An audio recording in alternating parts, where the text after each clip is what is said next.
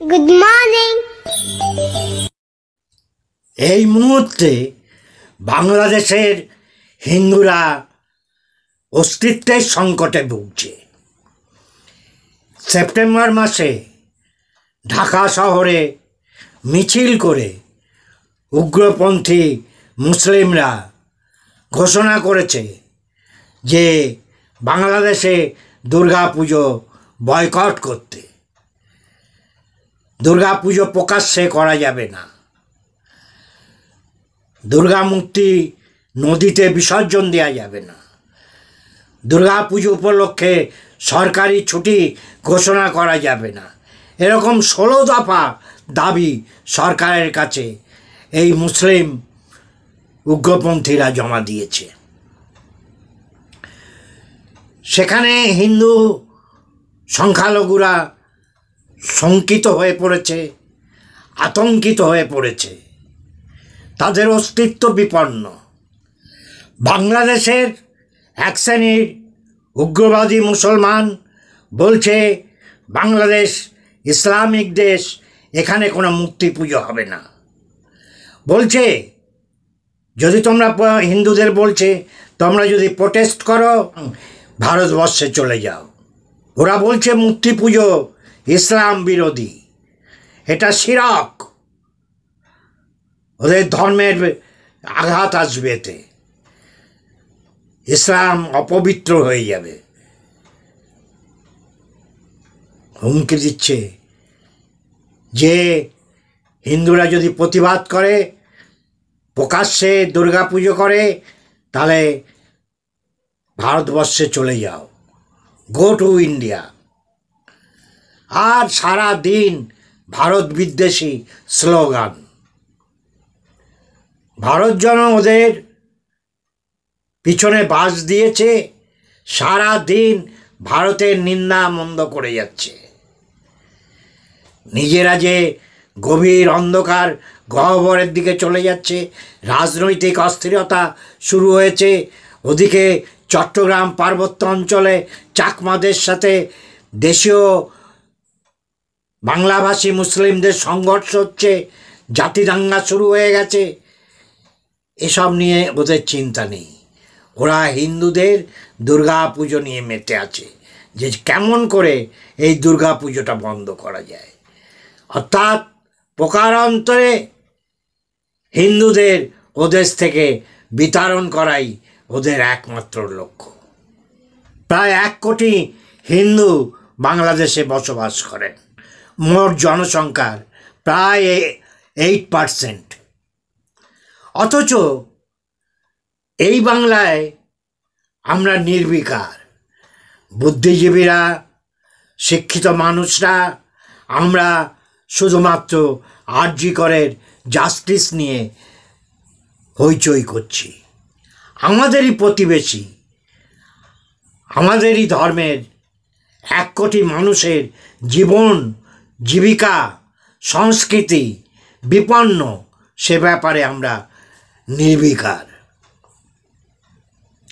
এবং পশ্চিমবঙ্গের প্রায় 2.5 কোটি মুসলমান বাস করেন, তারাও কোনো প্রতিবাদ করছেন না যে আমরাও যেমন এদেশের সংখ্যালঘু, আমাদের ধর্মাচরণের অধিকার যদি এখানে থাকে, তবে বাংলাদেশেও সংখ্যালঘু হিন্দুদের ধর্মাচরণের অধিকার থাকা উচিত।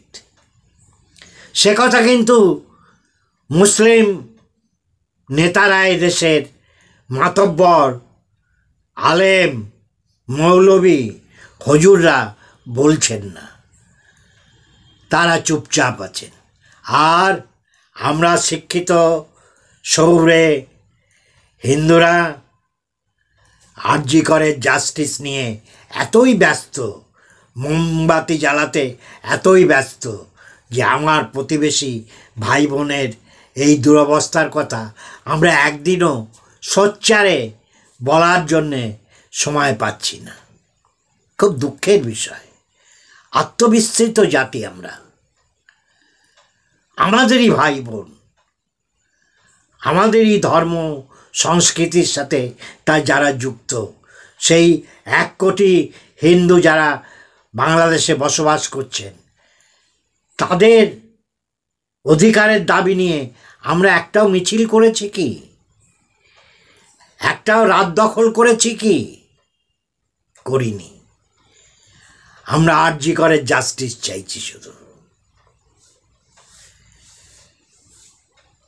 আজকে যদি পশ্চিমবঙ্গে আমরা দাবি করি কিছু মানুষ যে পশ্চিমবঙ্গে যে 2.5 কোটি মুসলমান বাস করছেন, প্রায় 30% মুসলমান মোট জনসংখ্যার পশ্চিমবঙ্গের, তাদের প্রকাশ্যে নামাজ পড়তে দেওয়া হবে না, প্রকাশ্যে মাথায় টুপি পরতে দেওয়া হবে না, বোরখা হিজাব পরতে দেওয়া হবে না প্রকাশ্যে, তাহলে কি রকম হবে?